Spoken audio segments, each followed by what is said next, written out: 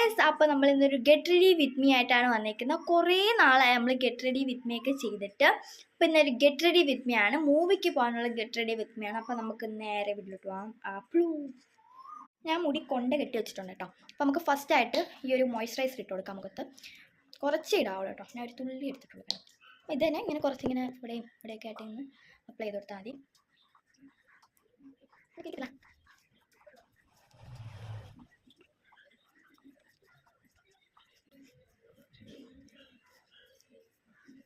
Okay, അപ്പം next നമുക്ക് ഇത് കുറച്ച് നേരം ഒന്ന് വെയിറ്റ് ചെയ്യണം. അപ്പം നെക്സ്റ്റ് നമുക്ക് ഫെയറോ ലവ്ലി ഇട്ട് കൊടുക്കാം. ഇതൊന്നും അങ്ങനെ സ്ഥിരമായിട്ട് യൂസ് ചെയ്യാൻ ഇടത്തില്ല.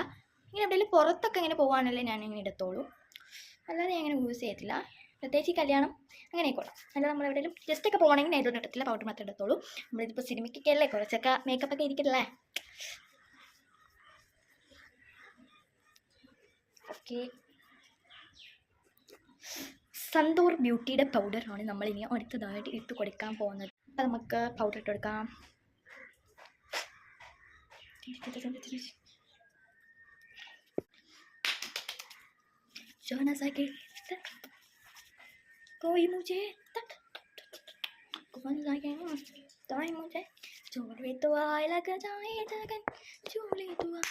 അപ്പം നെക്സ്റ്റ് ആയിട്ട് നമുക്ക് കുറച്ച് ലിപ്സ്റ്റിക് ഇട്ട് കൊടുക്കാം.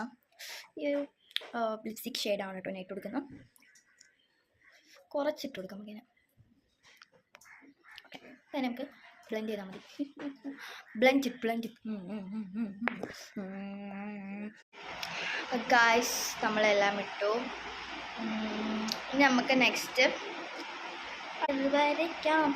ഇപ്പം ഞാൻ വരച്ചിട്ട് വരാം. എനിക്ക് ഫോണിൽ നോക്കി വരയ്ക്കുന്ന അത്ര ബാലൻസ് ഇല്ല, എൻ്റെ കണം മറിച്ചിട്ട് വരാം.